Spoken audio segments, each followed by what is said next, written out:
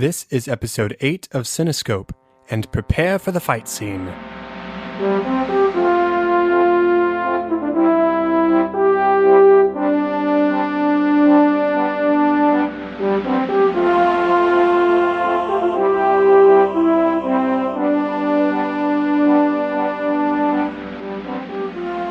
Welcome to Cinescope, where our goal is not to criticize or to assign ratings, but rather to celebrate the movies we love, exploring story, characters, music, and relevance to the world around us. I'm your host, Chad Hopkins, and joining me today is Mikey Fissel to talk about one of his favorite films, Robin Hood Men in Tights. But first, Mikey, how are you doing? To here am Chad, be I glad. I am glad to be here, Chad. I am glad you're here, Mikey. It's the first time we've talked in a while. It is. Like I said before the show, much to your pleasure, I am assuming, because it is no easy task to try to deal with me talking about film sometime. How about you tell us about the films you talk about and where you talk about them and stuff like that? Well, I have been talking about film for, it's been 3 years now, 3.5 years or so, over at my website, realworldtheology.com. We kind of have a story is powerful, entertainment is not mindless, and typically look at film from a more Christian worldview with the goal of kind of exploring the narratives that are kind of permeating our culture. You know, like when everyone goes and sees this really popular film, why do they like it? Why do they not like it? What's connecting with people? What are they getting from it? You know, what kind of lessons are they learning without even knowing? And just having those conversations or starting those conversations are so interesting to me that I decided that I'd start recording it and see if any of my friends wanted to do it. And I found some people, and I found some more, and some more, and some more. And it's been a really fun time, and it's been really cool to see people's kind of reaction, to see the discussions that we've jump-started, or some of the things that are in popular film that you would have never thought if you just didn't stop to have that conversation after you leave the theater. So it's been a lot of fun. Yeah, definitely. I love the concept for your show. I enjoy listening to your show, and it was definitely an influence on what I wanted to do with Cinescope as far as breaking a film down into its essential elements and sort of talking about why we enjoyed it. And of course, we only talk about the films that we do enjoy rather than every new film that comes out in theaters or something to that effect. But I like your concept, and I like sort of bringing that to my show as well. And of course, the way we met was you were on Movie Bite a few times while I was co-hosting that with TJ, and we had some good times. Yeah, I really, as much as anyone can miss Movie Bite. I feel like I feel bad for saying that I miss it, because I know it's kind of getting this rebirth. It's probably going to be even better than it was before. So I don't want to lament the past as much as get ready and excited for the future. But those are some great conversations too. I love being able to take a look at all the different aspects of what makes a film, I guess what it is, because I don't want to say good or bad necessarily, because kind of like you're talking about, it's easy to focus on the good stuff. And even if there's films that we don't really care for, almost every film is liked by somebody. Definitely. Even if it's only the people who made it. So right. there's always something kind of cool to talk about. And I really enjoyed these conversations with you and TJ on Movie Bite. It was a lot of fun. Yeah, and of course, you and I have actually met in person once, which is not a common denominator among a lot of the other people I podcast with. So that's true. It's so random, but it's really cool to build relationships. And I want to say that it maybe was your podcast I was listening to, and you're talking about how like the podcasting community is this the kind of odd and like awesome thing where you can just meet people that have similar interests and likes that you do, but you've never actually met them in person. But there's a bond that forms when you, like anything else, when you have a common goal, a common interest, a common love. And that's what I find as far as when I talk about my faith side of things. It's amazing if I bring up my faith with people who I've never met. It's almost like this common connection. It's like when you find somebody who goes, have you seen this TV show? And you're like, have I seen this TV show? That is my favorite TV show. And Right. suddenly you found a new best friend. You know nothing about them. You don't know where they work. You don't know where they live. You don't know how many brothers and sisters they have, but you know that you love this person because you found something in common with them. Right. And that's definitely the goal of these podcasts, my podcast, your podcast, is just talking about the things we love, why we love them, and forming discussion from there. So I'm excited to have you on the show to talk with you once again about movies, Mikey. Well, like I said, Chad, I'm so happy that you invited me on. I love guesting on other people's podcasts, and I can't say it enough because it means that I get to have all the fun, which is the talking, and none of the work, which is the editing and posting. That is the and truth. production. That is the truth. So before we move on to our film discussion, shout out to 2 new reviews that we got over the past week. One from 82Dre82, and then one from friend of the show, Gabriel Green, who also hosts his own podcast called Underrated Podcast, a show about the films that they think got the short end of the stick when it comes to popular opinion. So definitely check that out when you get the chance. And just a general reminder about rating and reviewing on iTunes, please. I think if we can get like 5 new reviews in the next week, we have a good chance of maybe making it to the new and noteworthy in the TV film category on iTunes. So do it. Review. Yeah, do it. Definitely. Do it. Any rating or review you can find the time to give would be so much appreciated and so much help, more than you even realize. And once again, the iTunes link will be in the show notes. So just go down to there, go to the website to find the show notes if you have to, and it'll take like 2 minutes of your time. I promise. Yeah, I can't undersell, and Chad can't undersell how important iTunes ratings are to podcasters. I feel like it's something that only podcasters really understand because of the weird way that metrics and viewership and stuff goes. But taking the time to send Chad an email saying, Chad, I really love this episode and all these things about it. It was so awesome. Like, I'm sure Chad is super excited to get those emails, but in like 1/5 of that time, if you would have just put some of that stuff on iTunes as a review and a 5-star rating, it probably would have helped out Cinescope more than you can even imagine. Exactly. So just backing that up. Well, thank you for that. Hopefully that sort of drives the point home a little bit more. One last reminder before we move on. I announce the discussion topic on Twitter every week before we record the show. So if you have an opinion on the film we're going to be talking about, you can share them, and then hopefully I will read them on the show. So remember, that is at Cinescope Pod on Twitter. And with that, I think we're ready to move on. So are you ready to talk about Robin Hood Men in Tights, Mikey? I am always ready to talk about this movie. Awesome. So it was released on July 28th of 1993 and was directed by the Mel Brooks, of course, who directed The Producers, Blazing Saddles, Young Frankenstein, and Spaceballs, among others. It was written by Brooks and also Evan Chandler and J. David Shapiro. And the music was by a name I hadn't heard before, Hummy Man, who also composed the score for Mel Brooks' film Dracula, Dead and Loving It, and he was the orchestrator for Addams Family Values and Sister Act.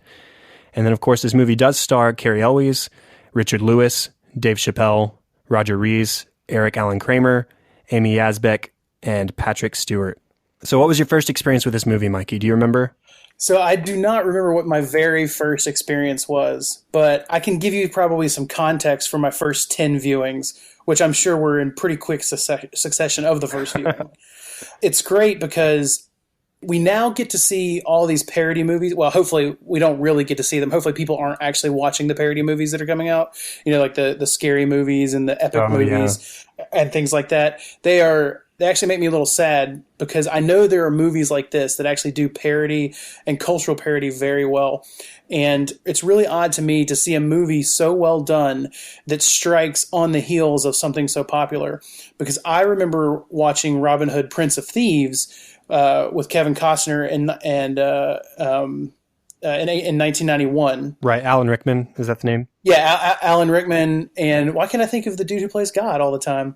Morgan Freeman? Morgan Freeman. Oh my goodness. How embarrassing is that? So, you know, they're in this film, and you know, it's very popular. I would say by critical eye, would say it's not actually that great of a film.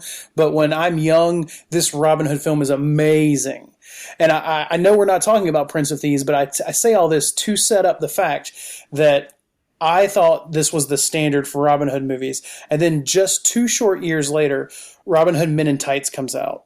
And it has a whole bunch of people that, for the most part, I don't recognize. I don't know anything about.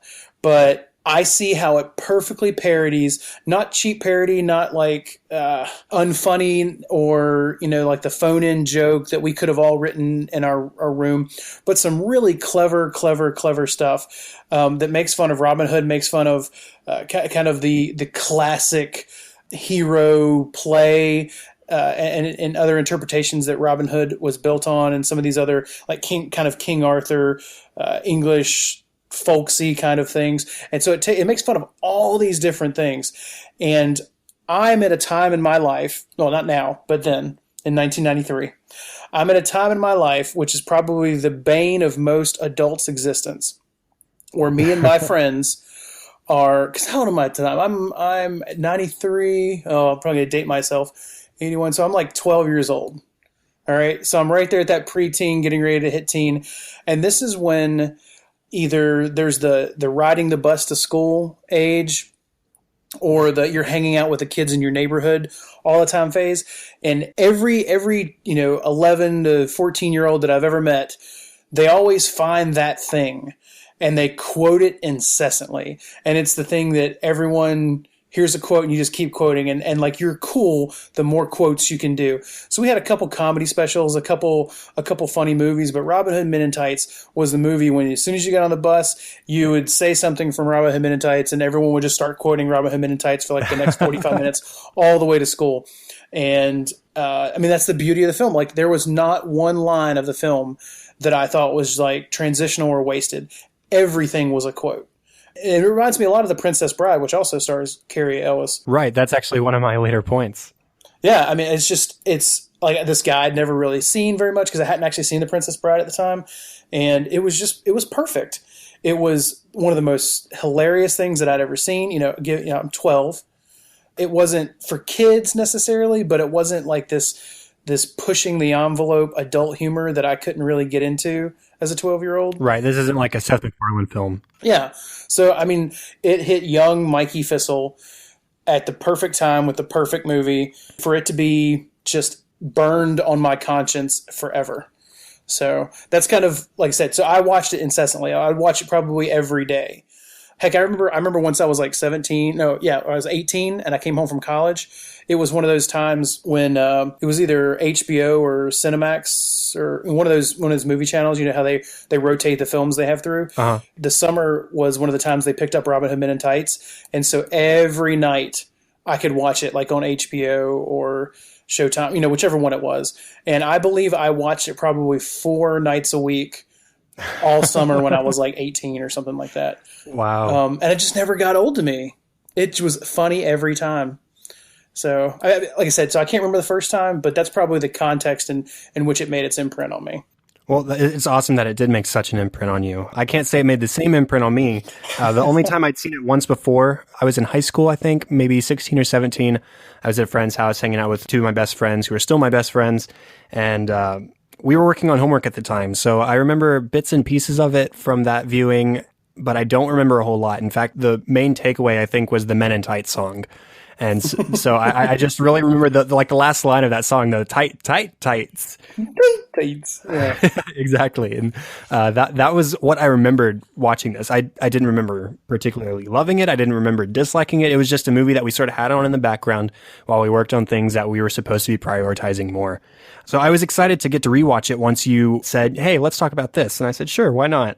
It's a fun movie. I mean, it's not like the most hysterically funny movie I've ever seen, but it clearly hit you at a time when you were at that age where it just really clicked with you. And I have my movies where it does the same with me. But that being said, even though it didn't maybe affect me at the same way at this point in my life, it's a funny movie, and I definitely have lots to talk about. So let's go ahead and start by talking about the story. Are we done talking about the story now? Because, I mean, I feel like that's all. Just mentioning the fact that there is kind of a story is really what there is in this one. Right. Well, for me, what I wanted to say was I love how it takes itself seriously, like maybe 25% of the time. And it knows exactly the correct moments to take itself seriously. Like, It's funny watching the very beginning of this film, because if somebody walked into this movie not knowing what it was, except it was a Robin Hood film. The title music would play and the credits would come up, and it feels like we're about to sit in and watch this awesome Robin Hood movie. And then the villagers start lamenting the destruction of their village. Like, come on, why are you doing this to us again, man? I wish it was that subtle, but it's not, because they're all like, oh, every time they make a Robin Hood movie, they burn down our village. You know, just breaking the fourth wall. It's so great. Oh, I love when a movie can break the fourth wall very well, and this one definitely does. Overall, I think if you viewed like very select moments in isolation, you could piece together a serious Robin Hood movie, because you have the bits of the fight scenes, you have the score, which in general takes itself pretty seriously as far as a film score goes. You could piecemeal like a 10-minute Robin Hood movie together, and it would be really good. But it's everything that sort of fits around that. I mean, we know the Robin Hood story. We've all seen the Disney Fox movie. We've all seen Prince of Thieves for the most part. And so this isn't like a new story. It's everything that Mel Brooks brings around that makes this movie different and fun. So I think that's one of the things that I like about this. And even though, again, I think there's a difference between like critical acceptance and pure enjoyment. And I think that's one of the reasons we're talking about this film on Cinescope, because I can totally buy arguments for this not being Mel Brooks's best film. I totally get it. It's going to always be my favorite Mel Brooks film. And if I have friends who have never seen Mel Brooks films, I honestly think this is one of the most accessible, because it's not like, well, I think Blazing Saddles is brilliant, but unfortunately I think Blazing Saddles, because of the times we live in and the cultural hot buttons that we have, its humor doesn't translate quite as seamlessly. Even though the beauty of it is the fact that there's nothing really offensive in the film because everyone's being made fun of. But it's harder to get into Blazing Saddles. It's kind of harder to get into Spaceballs if you've not really watched Star Wars. Like if you just like comedies and you don't really like sci-fi, Spaceballs loses a lot of its humor.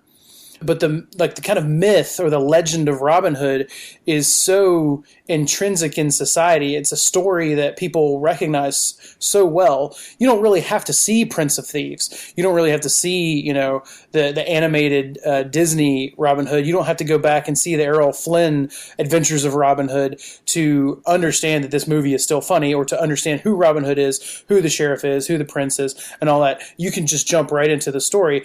And Mel Brooks puts the framework of the Robin Hood story into Robin Hood Men in Tights. They just have all these like really fun little tangents to make really great and kind of timely jokes. And it's interesting that you say that you think the movie does actually take itself seriously 25% of the time, because I think that even though this film didn't do it for you, when we grow up, there, I think, are certain inciting events that basically define how we interact with comedy for the rest of our life. Like it helps us shape what our comedic style is going to be. It makes us understand how we're going to understand the comedy of others. And Robin Hood Men in Tights kind of defines one of my comedy styles. And when Robin Hood Men in Tights is serious, it's only being serious so that it can point out how absurd that it is that it's serious. Exactly. Which is that opening sequence. You're like, oh my gosh, I've just walked into this Robin Hood movie, and I thought it was a Mel Brooks film. Why are things on fire? Why are people running and screaming? This isn't a Mel Brooks film at all. But I'm really, what's going on? I'm very confused. And then someone comes up and is like, every time they make a Robin Hood movie, they burn down our village. Leave us alone, Mel Brooks. All they did was use the seriousness of the situation to set up an incredibly funny joke. Right. Same thing with the fight scenes. The fight scenes get very tense there for a second. You're like, draw your sword. And then they start fighting, but then it turns into just a wacky thing to point out how, especially like the Errol Flynn thing, like the very over-the-top, heroic kind of man of yesteryear fight scenes were all very not very intimidating, not really that threatening, because you have Carrie Ellis just being like, parry, parry, thrust, good.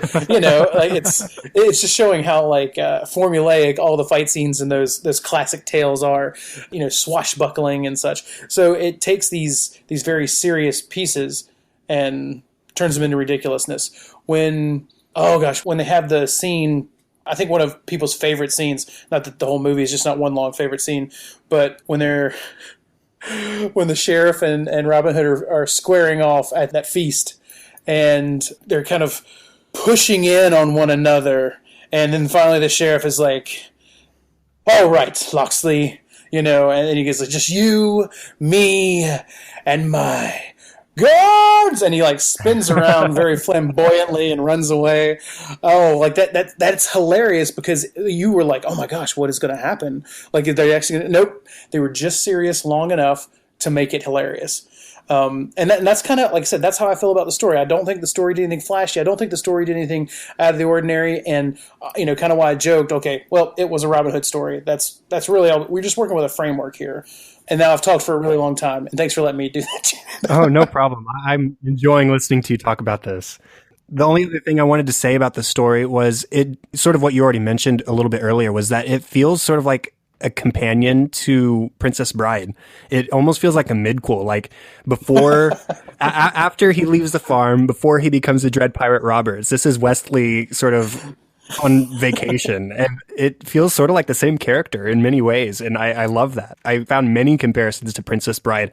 The sheriff is very much like Count Rugen, and then you have the prince who's very much like Humperdinck, except they're just like ridiculous, wacky versions of those characters, and it's funny because those characters in Princess Bride are wacky characters to begin with.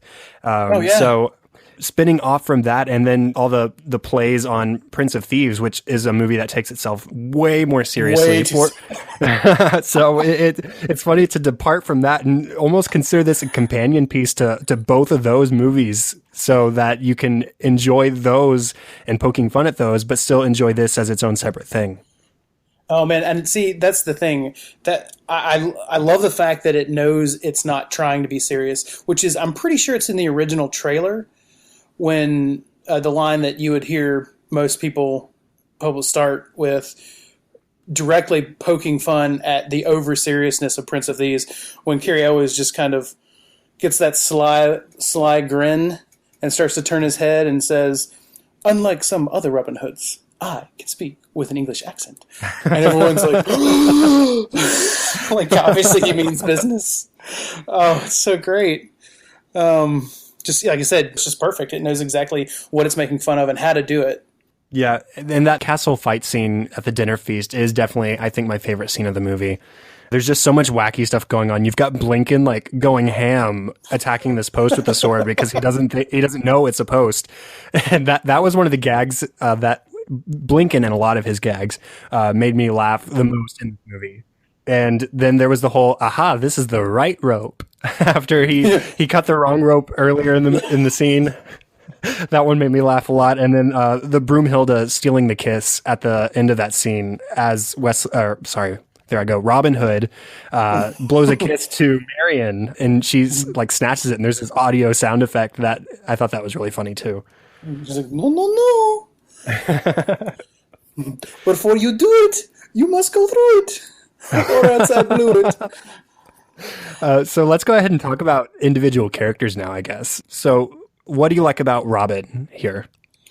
So, and I feel like I've danced all around this, or maybe I've blatantly said it in one of my long binge talks, but Cary Elwes in this role, he's so perfect, because he both embodies like a strong, likable rogue. Like, there's something about him that's okay, that he's not perfectly good, but he's well-intentioned, and he has that almost debonair feel. Like, people used to, before Prince of Thieves came out, people would always point back to, like I said, like The Adventures of Robin Hood with Errol Flynn, it had this very classic feel to it, like a larger-than-life, very full of machismo, like, ha-ha, kind of guy. And Cary Elwes can do that without being over the top. And just these subtle movements, these subtle little pieces where he almost makes fun of the nuances of older interpretations of Robin Hood. Like, there's this great scene that I didn't catch for the first many viewings, where like all through the film he keeps rubbing his goatee. And then in one scene he rubs his goatee and then kind of like looks down and like looks like he's pulled something out of his goatee and kind of like ashes it to the side and then just keeps going. That's so random. Just trying to even take this basic hand motion that you've probably taken from many other Robin Hoods and just made it your own. So he's not just making fun, but he's also paying homage. He's also showing how ridiculous some interpretations of Robin Hood is. He's also making it his own. Like, there's so much going on in his character for a comedy, which is one of the reasons I wanted to do this movie in the first place, because I could be mistaken, but I'm pretty sure you haven't done a comedy. And I feel like not lots of people, when you pick the movie they love, are going to pick a comedy. Right. But Cary-O is just, between this and The Princess Bride, how can he not be in more things? I don't understand. I don't get that either, because I think those are probably the only two movies I've seen him in, except for maybe, I think he was in Ella Enchanted. He was the villain in that movie. But that's not like the same level of entertainment as those other films, of course. So along the same line of what you were just saying, I love that he brings the same sort of like huge self-confidence that the Errol Flynn Robin Hood always carried. And this ability to just do these ridiculous things and pull it off every time. But he believes that he can do these ridiculous things and pull it off every time, but he doesn't. And so, for example, there's that scene I mentioned earlier where he cuts the rope, and of course the wrong chandelier falls on him instead of on the bad guys he's trying to ensnare. And so there are many moments in this movie where he thinks of himself as infallible, but he is fallible, and that plays up the comedy aspect of that character. It's because he knows the story, because there's the archery contest, and he goes, I lost? Wait a minute. I'm not supposed to lose. And then they all like get out their scripts. And it's like, Robin gets another shot. He gets another shot. My favorite breaking the fourth wall scene was everybody pulling out their scripts. I get another shot.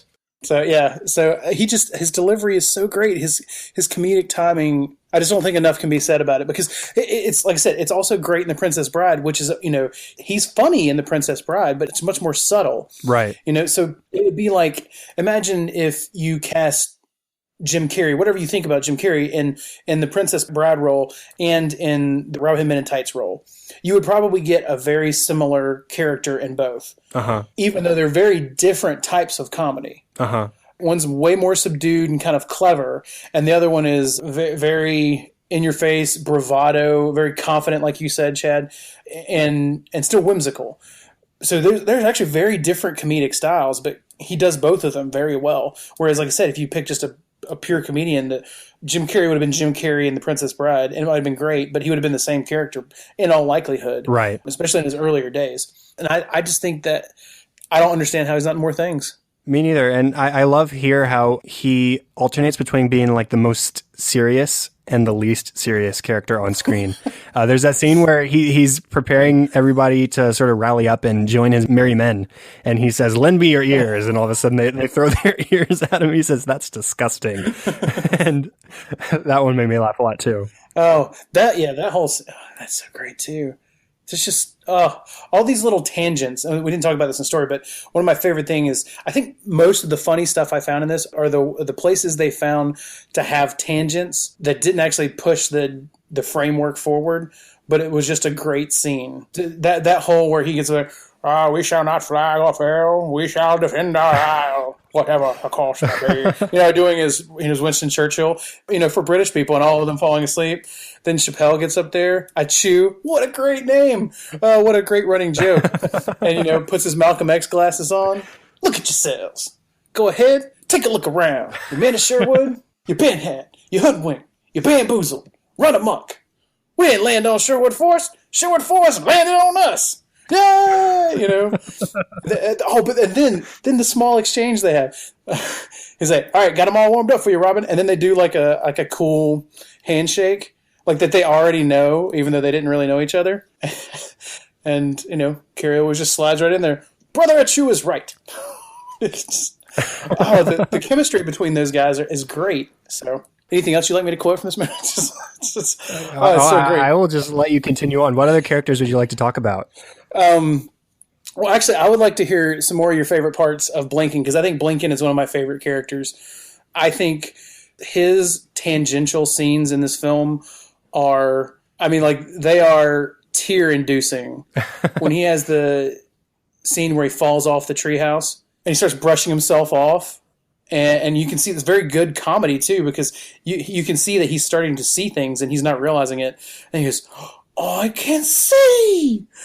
and then he turns and hits that tree, and you're like, nope, oh, I was wrong. And then starts kind of like feeling his way through the forest again. Oh, it's so good. Right, that's actually the one I had written down. But you could even go back to the very first time we see him, where they're carting away Locksley Castle, and he's just sitting there on the toilet, and he has that Playboy magazine, and it's like Braille. Yeah, it's in Braille. So there's the outline of the woman, and he's feeling it. It's just a funny visual gag like that. Like, of course, he's blind, and so he's going to find ways to work around that. Like, it might not be as ad-libbed as I thought, or as I think, but it certainly seems like some of the best lines are just these ad-lib little lines. So, like, Robin's like, Blinken! And he's like, Master Robin, is that you? And he comes out of the toilet, and he reaches for the door but misses it, and then runs into like that little statue of David, or no, what is that? The Venus de Milo. Venus de Milo. And he goes, I could have sworn there was a door there. Just very, very subtle. Like, it wasn't meant to be like the zing or anything like that. Just very whatever. And because it goes right into like another outrageous scene. So it's like this very great rhythm of the comedy of this film, because it's loud. Oh, you're back. Oh, you're back. And then this very low kind of, oh, I thought there was a door there. And then it goes into like oh, you've lost your arms in battle. But you grew some nice boobs. Like, there's this very great rhythm to the comedy that never gets me bored, because it's not just like 100%, 100%, and it's not low for too long. It just kind of, it's set up and hit it, set up, hit it, and it just keeps me engaged the entire time. And Blinken, I think, is a great character to walk around the rest of the characters, pointing out how ridiculous things are. Yeah, and he has this sort of running gag throughout the film where he has to sort of grab onto somebody as they're moving on to the next scene. So there's that one scene where they start running off, and he's reaching out, he reaches for one person, he misses, and he reaches for and finally he catches onto Achu. Yeah.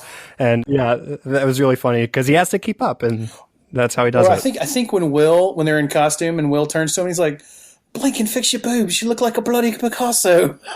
Because his boobs are all like sideways. It's so subtle.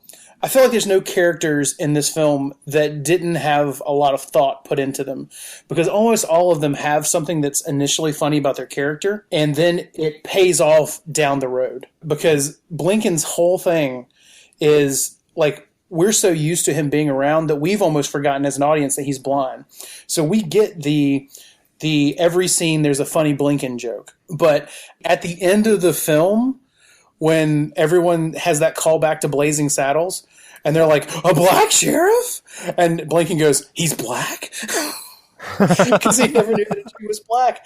Like, how much you had to set up to make that joke just shows it doesn't feel like this movie was just slapped together. It feels like there was some love put into it. Yeah, I think Mel Brooks is definitely one to really sort of carefully consider his comedy and make sure that everything's worth it when you put it in, rather than sort of letting everybody improv everything and just slapping together best takes, which I think that can work in some films. But in this one particularly, you're right. There is so much care put into everything. There is so much thought put into every character and their actions, and it makes it all the funnier as a result. I think that what I was saying earlier about Blazing Saddles being a little, like, probably pushing too many cultural hot button things right now, as far as it's edgy. I don't want to say it's edginess, but it's free floating hostility, or it's pointing out things that people are probably a little too uptight about. That can still be a little too much for Blazing Saddles, but I think Robin Hood Men in Tights does that with that Mel Brooks style, just a very light version. So we get people like Achu, who's like the, obviously, much like Blazing Saddles, like the only black person in the movie, kind of, who we get to follow around and gets to have a very accentuated character that would definitely include lots of kind of black stereotypes to some degree, but never making fun of him because he's black, but pointing out how people, actually almost how lame white people are when trying to interact with a black person who's very comfortable with who he is.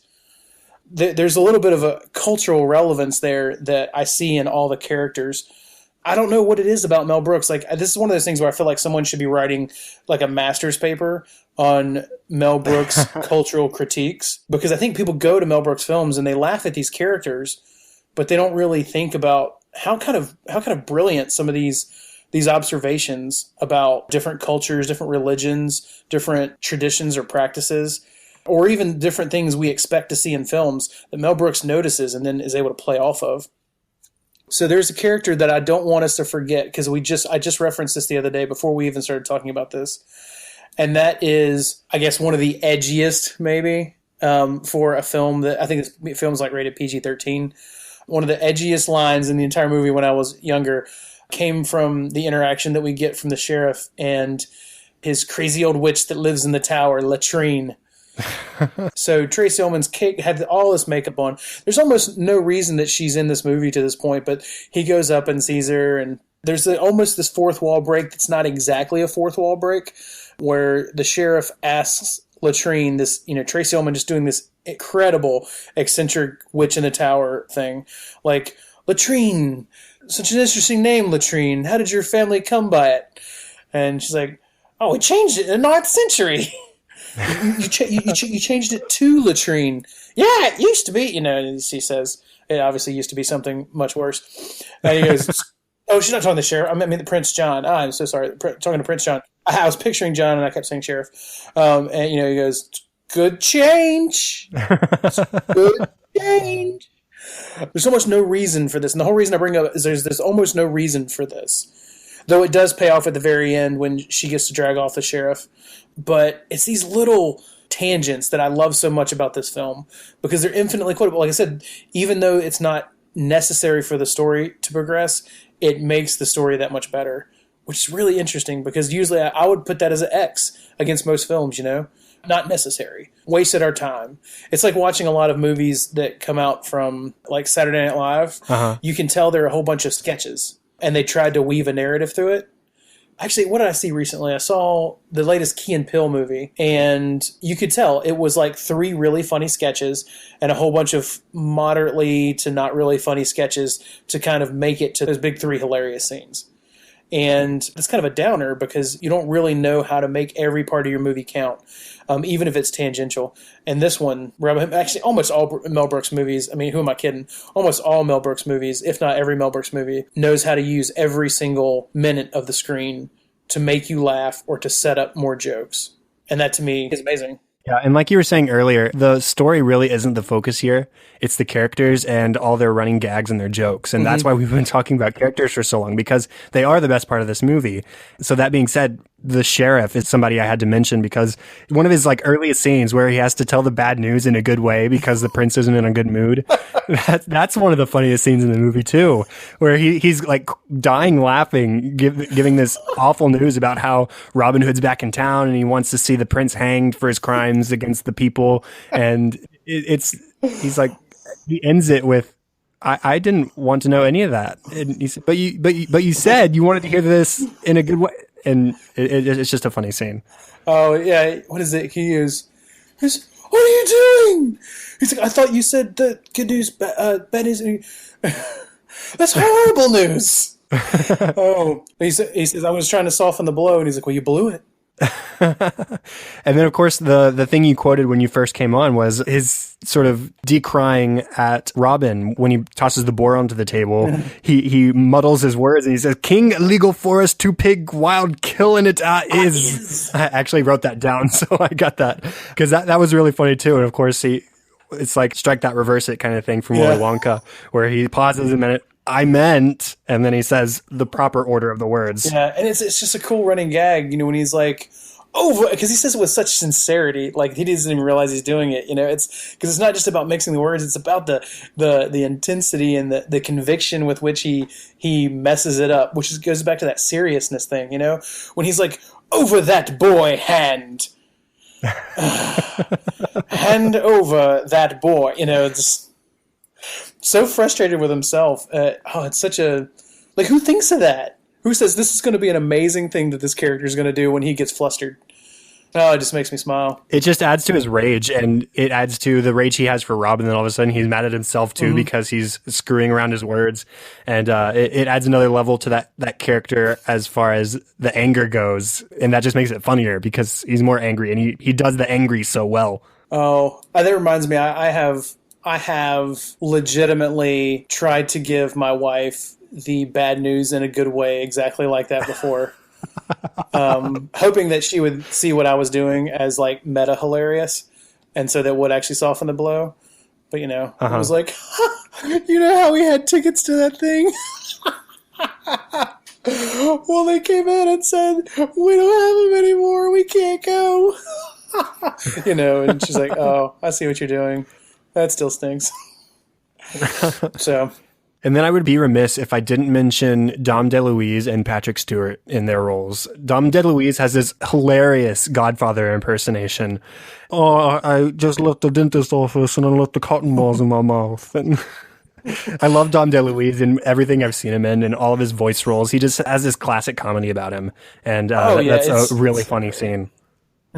All the years we've been friends, England and Jersey. I'm just like, oh, so great. You kind of stole my final point. I mean, not obviously intentionally. You're too nice of a person to do that, Chad. Everyone thinks you're probably a saint for letting me talk this much in the first place. But how can you not want to see a movie that has an exclamation point of Patrick Stewart? Like, I almost don't want to tell people that Patrick Stewart's in this movie because when he shows up, it is so mind-blowingly awesome when and how he shows up that I, almost jump out of my skin because it's so perfect. It's just so great to see a quote-unquote serious actor show up in a hilarious movie like this. And his role is so funny. He says, I object to the marriage because he wants to sort of bless it himself with a kiss. And you think, oh, he's just going to kiss her on the cheek or give her a quick little peck. And he hardcore makes out with her. And okay, now you can marry her. It's even better because that whole thing is basically a throwback to, more Mel Brooks. Much like right there at the end, they had the reference to Blazing Saddles. Mel Brooks gets to lean in and be like, it's good to be the king, referencing another one of his movies. It's just so great. And then Mel Brooks, his funniest scene for me in his minor role was the wine, where he says, well, we only use it to bless things. And then everybody's disappointed. Well, there's trees and there's rocks and there's all this stuff around us. We'll just bless everything. And so we'll bless them all until we get naked. Oh, what he does, like the Moyle thing? He's like, I'm a Moyle. A Moyle is a very important person. The Moyle is the one who does circumcisions. What, pray tell, is a circumcision? Yeah, Rabbi, I'm game. He goes, oh, it's so easy. I take your little thing, I put it in my little thing, and snip the tip. Who's first? And Blinken raises his hand. Question. I still do the question thing. Like, it's really interesting to see when I interact with people, and there's still pieces of this movie that I quote. Because there's a couple lines that they're just situationally good. So, like, when someone does something ridiculous, and I just don't know how to react, I'll just throw my hand up and say, question, in the way that says, I obviously don't have a question because this is ridiculous. Or even better, something that I use a lot, probably much, again, to my wife's chagrin, is when I succeed at something, I do the Will Scarlet thing, and I go, am I good? I'm good. Right before, he cuts his belt off and his pants fall down. Because I feel like that's usually describing anything that I do well.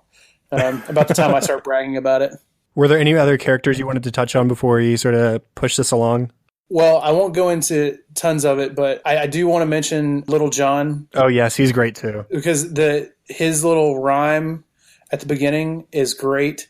When they first meet, the entire fight between him and Robin Hood at the very beginning, making fun of the fight between John Little and Robin Hood and Robin Hood Prince of Thieves, and how they get down to they keep breaking their sticks. Yeah. Or even how they show how ridiculous the entire concept of it is when Machu comes in there and goes, Robin, this is not that big of a deal. I'm on the East Bank. I'm on the West Bank. This isn't exactly the Mississippi. Anyway, it's not the point. It's the principle of the thing. And then Little John's like, oh, yeah. Oh gosh, so that character is played like this big oafish character is just played perfect, which is really weird. Like I said, this movie that I don't recognize almost any of these people, and since I have not seen many of these people in any other movies, but they were so great in this film. It's almost baffling to me that I haven't seen them, or at least I don't recognize them into something else. And maybe that's the thing. Maybe they were playing a different character or something. We've already talked that most of them had chops to do different types of comedy, so maybe we just didn't recognize them. Yeah, maybe so. But Characters, if you don't like the characters in this movie, I'm very confused because they are all hilarious. They all have their moment to shine. Like so many great moments. Yeah, and they're definitely the obvious highlights of the film. I do want to briefly talk about the music just because that's what we do. Briefly? What? I have so many music notes.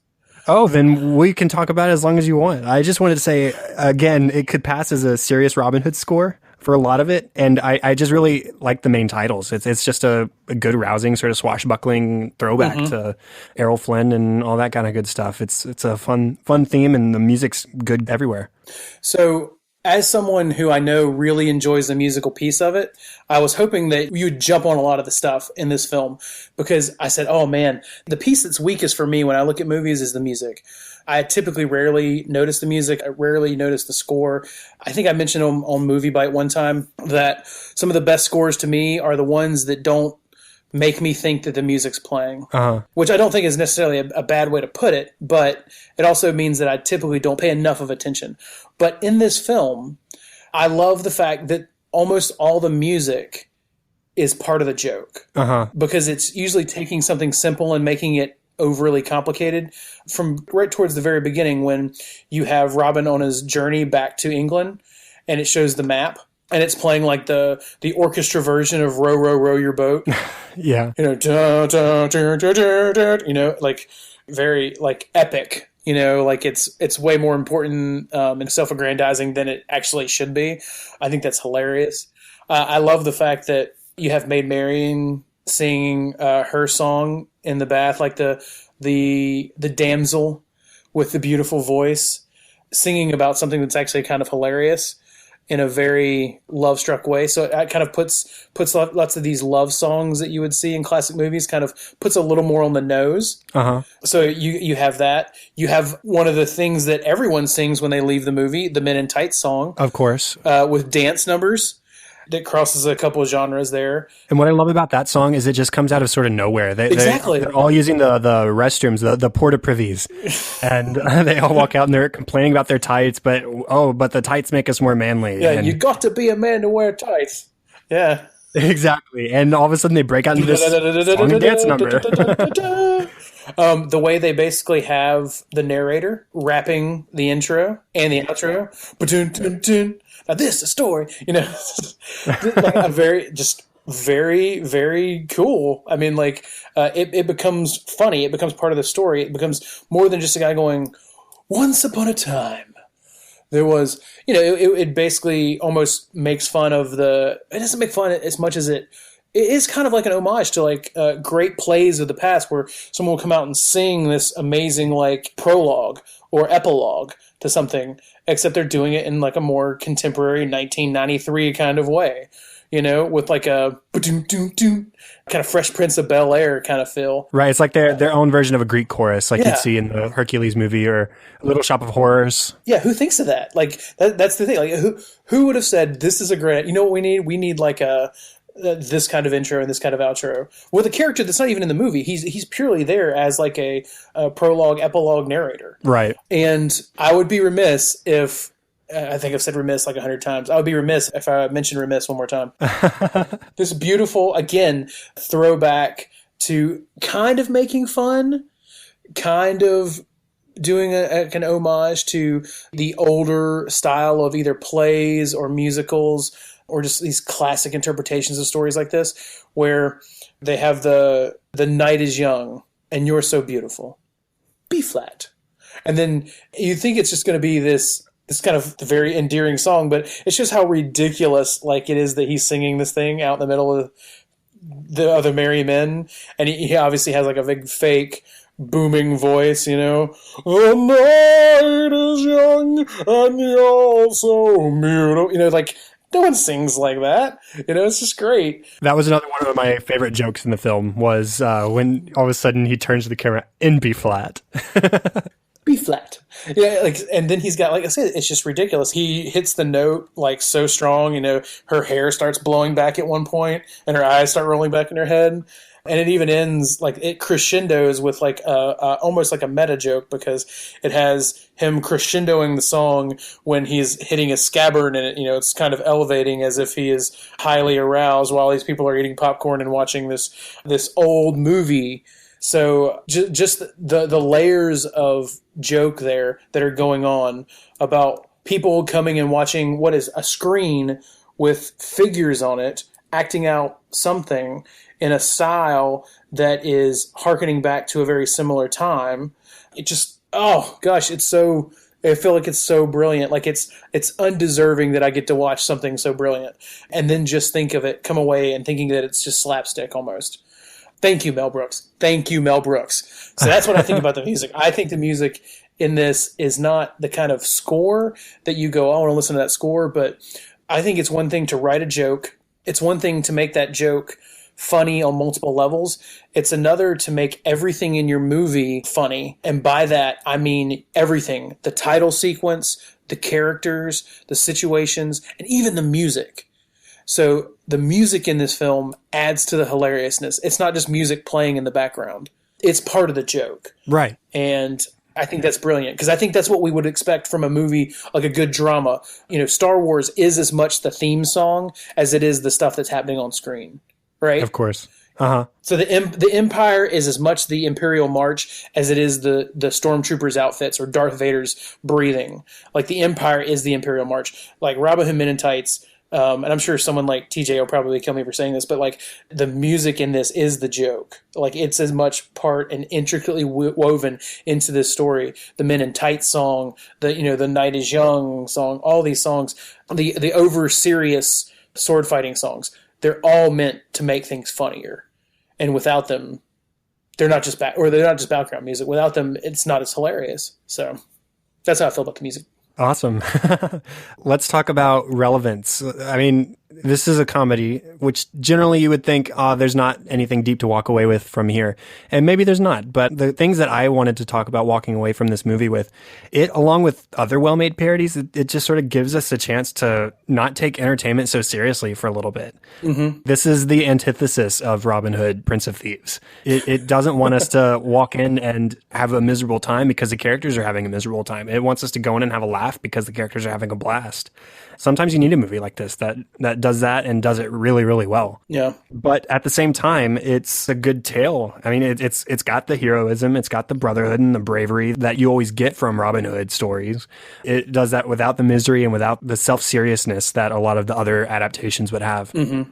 So this is the kind of movie, and lots of times comedies get to do this for us. If we were talking about a movie like this on Real World Theology, in all likelihood, we would, because as we've already pointed out, Chad, like the story is so basic, Sure, we can talk about how it has a hero, and he's technically, even though he's not really doing it in this one, he's kind of, robbing from the rich or kind of sticking it to the man, kind of helping people out.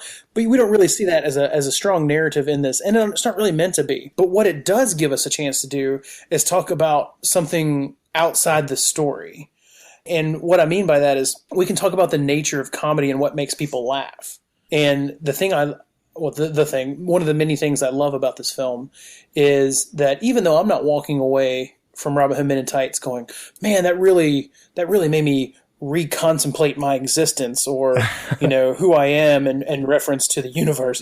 Obviously we're not, it's not that kind of film. That's okay. One, it does exactly what you said. It shows us sometimes it's okay just to laugh. So, like, humor is a wonderful thing. Humor is a beautiful thing. And when we laugh with other people, it's also beautiful. So it doesn't necessarily matter what we're laughing at in this film. It's the fact that, like, I could get on a bus or I could hang out with the kids in my neighborhood and we could share this thing that was hilarious and I could connect with other people. And I think that's what comedy lets us do. Specifically with Robin Hood Men in Tights, one of the things that I love is I think it starts a conversation about the very nature of the comedy that we partake in.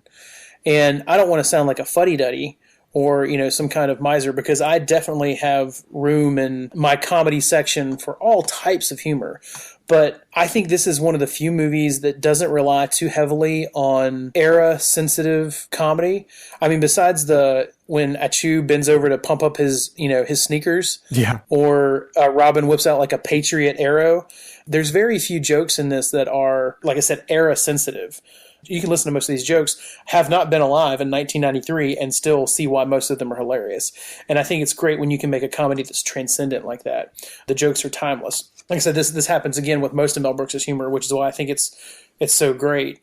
You're not kind of beholden to the time the movie was made in. And lots of the movies that we make now they're making fun of a very specific thing culturally. So once we move on from that cultural thing, it's not that funny anymore.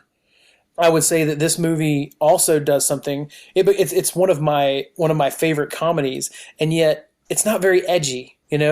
Probably the funniest movie I saw this year was Pop Star. Never Stop, Never Stopping. I'm a big Andy Samberg fan. I just find the stuff he does so funny. But in Pop Star, there's a scene where they keep having these sexual references and say, oh, okay, you're pushing the envelope. But then in one scene, there's actually like a penis on the screen to make a joke. And I'm like, you didn't need to do that. So the comedy becomes shock comedy. It gets an R rating and it pushes it too far.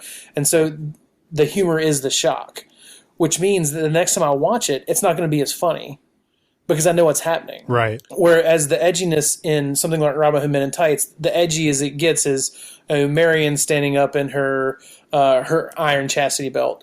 We see a silhouette of Robin's scabbard pretending to be like an erect penis. That we have, Blinken doing the Braille Playboy. Things that are like pushing the bounds of decency right to the edge where it becomes funnier because you in your mind, you take it to the next section or you take it to the next level, but you don't actually see them take it to the next level. And that's clever. I just feel like it has a little bit of everything without doing anything too in excess, without giving into the easy joke. I mean, it's got suggestive humor. It's got off-color humor, but it's never degrading or grotesque. They use puns. There's characters from other films. They make fun of the popular films. They make fun of older classic films like we've talked about. They have great one-liners. There's buddy comedy humor between Achu and Robin, between Little John and Robin. And then they break the fourth wall. Break the fourth wall way before Deadpool started doing it. So all these different types of comedy come in to make this really beautiful, funny movie that doesn't have to be something that you can't watch with your family and still manages to be hilarious among like one of the best, most humorous comedies I've ever seen without limiting its audience. And I think that's a very hard thing to do. And I think it's something we don't see a whole lot of anymore, which is kind of sad. Yeah, you definitely make a point that makes me avoid comedies a lot of the time, is that a lot of it is built on shock value and on too far grotesque or crude humor. Yeah. And I love that they don't take that too far here. I definitely wish there were more movies that had similar comedy to this that really don't push the envelope too far, but push it enough to make it funny. Yeah. It's one of the hardest things for me to kind of wrestle with, because I wonder, like I said, and this is the conversation that I think it starts, like, can we make a movie like this today that doesn't have shock comedy in it that would be successful? I have, with one of my friends, written a comedy script, and it's hard because I don't want to have lots of shock comedy to it. I want lots of clever, lots of meta humor, lots of like pseudo fourth wall breaking, lots of callbacks. But I don't want it to be shock comedy, and I'm sitting there looking at it, I'm like, would people think this is funny? Or at least as funny as I do, without, having topless women run through this one scene because it's so ridiculous. Like, is that even something I can do anymore? Or is that something that people can make? Or, like, if someone even thinks the script's funny, would a producer take it and be like, yeah, but we need to add some TNA to this, or, we need to add some shock to this. We need somebody on the toilet farting a lot. I don't hate like Seth Rogen and James Franco and those guys who are making a lot of the comedies we see now. I don't care for some of their stuff, but I think some of their stuff's funny. But is there room for something else? I mean, I think it's why I gravitated towards 22 Jump Street a lot. I think Phil Lord and Chris Miller make really funny movies that are intellectually hilarious and sight and sound hilarious. And I'm hoping that we can get more clever films like that when it comes to humor. But even in their case, there's still some of that stuff that I could do without. Yeah, I would say the closest we get at this point, the Muppets movies have the same sort of self-referential callbacks, clever humor without the over-the-top raunchiness, of course, because it is the Muppets. And another Phil Lord and Chris Miller movie, the Lego Movie, has that same comedy to it. And so I think right now the kids' movies have a lot better comedy in that sense than a lot of the adult movies do, because they're smarter about it rather than shocking about it, I suppose. Well, I'd say the closest thing that I've seen in a long time to a great comedy that, I mean, if I'm missing it, or if I'm forgetting some piece of this movie, then I apologize, and someone can correct me in the comments or, on Twitter. But Dodgeball, I think, is one of the most perfect comedies I've ever seen. And it's fairly recent. Well, fairly recent. It's not that recent. It's newer than Robin Hood Men in Tights. And I don't think it has anything in it that I couldn't sit down with my, I don't have one, but like a 10 or 12-year-old son and watch it and not feel pretty good that they're watching it with me. But it would be hard to watch almost any of these other films. Right. Because at some point I had to be like, well, I don't want you watching that right yet. Yeah. But yeah, I think this, especially the second Muppet movie, or the second new Muppet movie, Muppets Most Wanted. Muppets Most Wanted, yes. I think that's a great example too. And it's cool that you've brought some sort of real world theology to Cinescope. That was a great enjoyment session for me, just listening to you talk through all of that. That was great. Do you have any other final thoughts on this movie before we sort of close up? Well, nothing that I really haven't mentioned before, but I will say these things to kind of drive home the point really quickly, because I think I've already made us go way over time. And that's that if you've never really seen a Mel Brooks film, then I really do think this is a great starting point. Because cinematically, it's not the best. It's not his most clever script, but it's funny. The jokes you can pick up on them. It's not too culturally infringing like a Blazing Saddles. It's a little more peppy than a Young Frankenstein. It's not as niche as a Spaceballs, and it's not quite as out there as like the History of the World Part 1. So give it a shot. And I think if you like it at all, I would start watching more Mel Brooks films, because Mel Brooks during this time period is just, he's making great movies, and it shaped how I see comedy, and it shaped how I do comedy. It shapes how I interact with people and the jokes that I make and how I try to be clever. And the exclamation point, the cherry on the top of the sundae is, if for no other reason, Patrick friggin' Stewart is in this movie as an amazingly perfect cameo. See this movie. It's great. Yeah, my final thoughts have changed listening to you, because right now I'm going to edit this episode tomorrow, and then I want to, while I'm listening to everything you're saying, go back and watch the movie again, because I want to enjoy this on that next level, because I enjoyed the movie. It's a great movie. There's good laughs. There's fun swashbuckling kind of stuff. It's just, it's a fun Robin Hood movie, and it makes fun of other fun Robin Hood movies, and it's awesome that it can do that. But at the same time, I want to enjoy it also as much as you clearly enjoy it. And you just got to ride the bus with me, Chad. Yeah, definitely. And you've brought some new perspectives to it for me, so I'm looking forward to rewatching soon, so I can experience it from your point of view a little bit. Well, I hope I have brought some kind of pseudo-realistic expectation for people. Like I said, I completely understand that there are movies that hit us at just a certain time in life when we're impressionable or we're forming certain things. And when it comes to comedy, this film hit me right at the right time. So I hope that people can appreciate it a smidgen as much as I do, because I think it's really good. I love that you brought up this, it's almost maybe what happens when Wesley disappears in The Princess Bride, because that makes it hilarious on a whole other level. So if you like Carrie Elwes at all, if you like The Princess Bride, I think you'll find this movie hilarious. If you like Mel Brooks, I think you'll find this movie hilarious. If you think Robin Hood Prince of Thieves is ridiculous, when you go back and watch it after you thought it was great as a kid, you'll find this movie hilarious. Because seriously, if you go back and watch Robin Hood Prince of Thieves as an adult, it is ridiculous. You're like, this movie is so bad. This movie is so bad. Alan Rickman, why are you in this movie? Anyway, I loved it. And I had never thought I would get a chance to talk for an hour about this movie to anyone who wanted to at least feign interest in it. So I'm so thankful that you did that, Chad. Well, I'm so glad to have you come on and talk about this with me. And with that, that is the end of the official 8th episode of Cinescope. Remember, you can contact us at facebook.com/Cinescope Podcast and at Cinescope Pod on Twitter. Please, please, please rate and review on iTunes. And if you have any other feedback or ideas, email me at thecinescopepodcast@gmail.com. And remember, if you have a movie that you feel like you could talk about for an hour plus, or even just 45 minutes, however long you think you could talk about it. If you love a movie, I want to talk about it with you. Just like Mikey just did, you can email me regarding co-hosting. So Mikey, where can people find you online? Well, you can follow what only us old people apparently use now. I just found out from some teenager that people don't use Twitter anymore. But if you still use Twitter, I still use Twitter.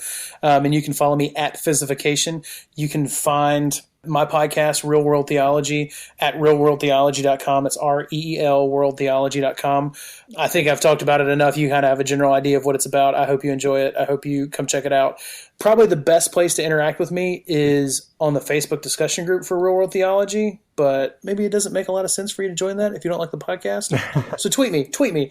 Let's say just tweet me, and I will tweet you back like a champ. Awesome. And if listening to this episode hasn't convinced you to at least check out Real World Theology and give it a try and listen to Mikey talk about all the movies with the same depth and care that he's just talked about Robin Hood Men in Tights, you don't know what you're missing out on. So definitely go check out Mikey and Real World Theology. As for me, the best place to contact me directly is at Chadadada on Twitter. That is CHADADADA. And on facebook.com/chad.hopkins. And all of the show notes, all the complicated spelling, all the contact information can be found at thecinescopepodcast.com. And that is all for this week. Thank you, Mikey. It's been awesome having you on the show. I really enjoyed talking this movie with you. What we need here is great strength of feet. And I look forward to hopefully having you on again. Oh, yeah. Just let me know, man. Awesome. Thank you, everyone, for listening to episode 8.